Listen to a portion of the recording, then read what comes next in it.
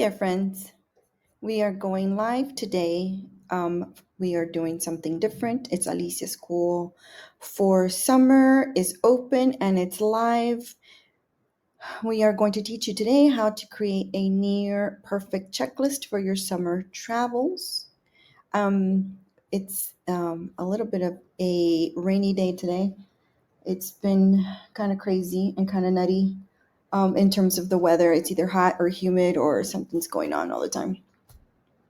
Anyways, so I wanted to go over a checklist. I hope that you've been listening to the podcast for the past 5 years. We've been doing just so many great things. It's just been so much fun, and I'm just excited for what's coming for the summer, all those things.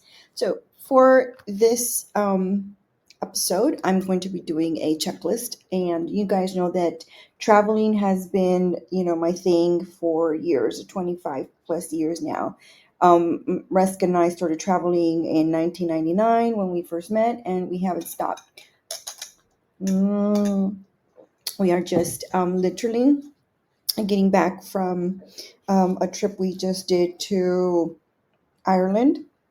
And a lot of people were wondering why we went to Ireland. But to tell you the truth, we were really kind of looking for something just completely off the beaten path. We went to St. Bart's in March and we wanted to do something a little bit different and just something that was kind of unusual because it's really one of those, places and one of those countries that you just never really think about. But we have a friend, or his name is Rory, and Rory is Irish, and so he told us, "Man, you're missing out. It's actually a really great place to go to."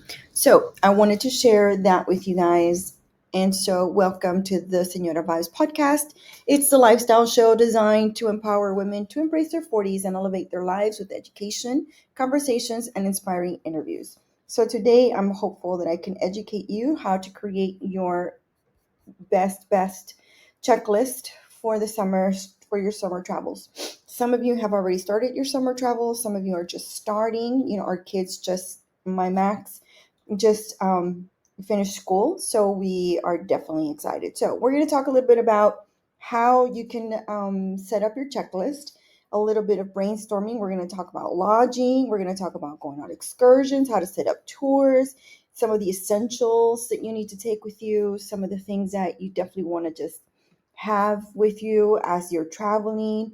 We were just in Ireland and we encountered for the first time driving on the left-hand side with with a driver on the right. So that was interesting and fun at the same time. So for us, travel is an escape to breathe the air of new places. And that is a quote that I have because to me, that is really what it is. It's escaping, it's leaving your comfort zone for a little bit and just finding new places to explore, new things to do. So my ideal time for planning a trip is 6 weeks. Ideally, the best is 6 plus, maybe 12 weeks if you can, especially if you're heading to Europe. You definitely want to do 3 to 6 months ahead of time. If you're doing local, maybe 6 weeks is fine. If you're going to Mexico, maybe a month is okay. That's something that I definitely want to encourage you all to definitely think about as you're planning your trips. You definitely want to look at your airline tickets, look at what's going on there, and then also what else do you need to plan for? So that's what the checklist is for today, right? So it's about finding a way for you to not make it so stressful and not make it so intense that you don't want to ever go, you don't ever want to travel, right? You definitely want to do that. For us, it just gets easier just because it's just become like second nature. And Rusk is actually the one that plans all this stuff, and then he does all the logistics. But I'm the one that picks out the restaurants, the tours, the bars that we're visiting, whatever social stuff we're doing. So that's really, where we thrive, is we're kind of a partnership right there. So I just want you to make sure that this is just a suggestion. So ideas for your suggestion, I would start at week 6 for now, right? So week 6, I will start with, finding your next vacation, brainstorming ideas. I like to go to different travel accounts on Instagram. For example, the Condé Nast Traveler, Travel and Leisure. I love going there. The United Travel has ideas. The Marriott Bonvoy at Marriott Bonvoy on has ideas. Departures Magazine has some ideas. So definitely start brainstorming. Sometimes your friends have gone somewhere and then you're like, oh, I want to go where they went. And so maybe go to their Instagram and see what places they found, if they tagged any locations, and then you can start creating your itinerary that way as well. So start looking for your flight reservations. It's week 6. It's 6 weeks out. Start thinking about what you want to do, right? So again, I just wanted to say that this is just a suggestion on how you want to do this, right? It's not like a full proof, right? So definitely it's a guide, it's a travel guide from people that have been to 70 plus destinations. I'm telling you, we've been all the way to India, Russia, China, all the way south to Argentina, all the way, I guess, all the way to the east. We've been in Africa, the Middle East, everywhere. And so, travel tip: Tuesdays and Saturdays are best for flying. You want to purchase your tickets on a Tuesday. Definitely, I feel like those are some of the days when you get like better pricing. Um, I would not recommend going to the third party sites like Kayak or Expedia or Trivago. I think those are third party sites, and sometimes they are hard to get a hold of if something goes wrong. Like you've got to go through like multiple people, right? We like to go straight through United to book, and then when we find a hotel that we really like, we go to the hotel website and then we book from there.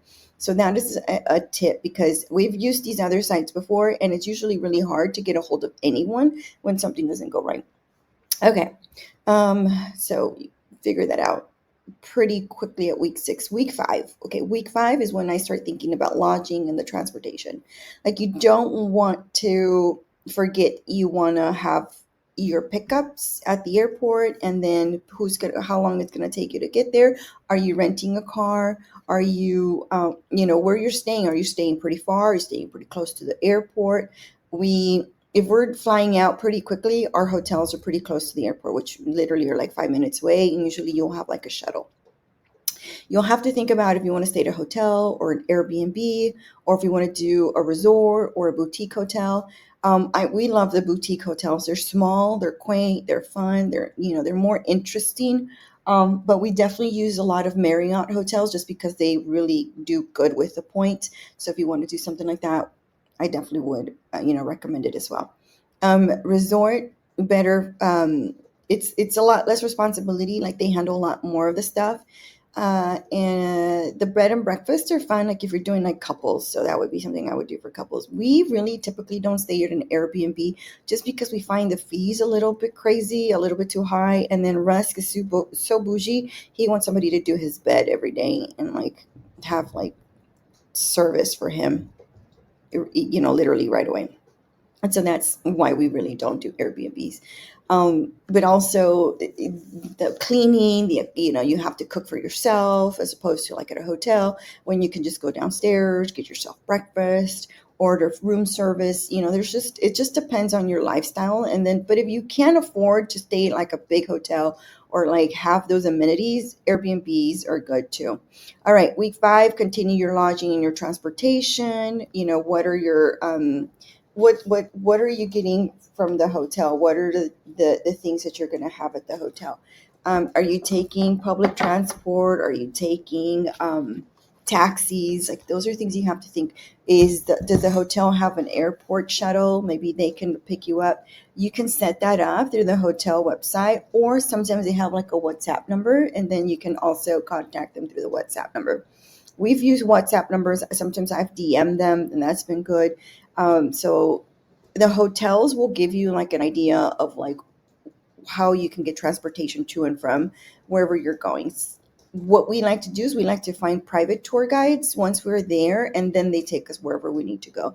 Or we'll hire a driver if we want to go on like different tours throughout the places. Like we just went to San Miguel de Allende. We hired a private driver because he was able to take us to wineries, um, he took us to Guanajuato, the little town. And so that's also a great way for you to consider doing that. Ubers are everywhere, but also ask about that. Some of them don't go to the airport, so you'll have to take a taxi. So look ahead of time. I also would go to TripAdvisor and see the message boards and see what they're saying, right?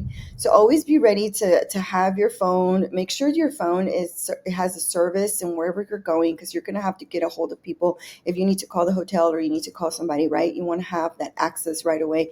Make sure you confirm that before you head out. So that's part of what you do at week 5, week 4. That's when we start booking all of our excursions. If we're going, for example, we just went to Norway in December. So we, you know, ahead of time looked at the tours. We wanted to do a tour to the north to see the northern lights.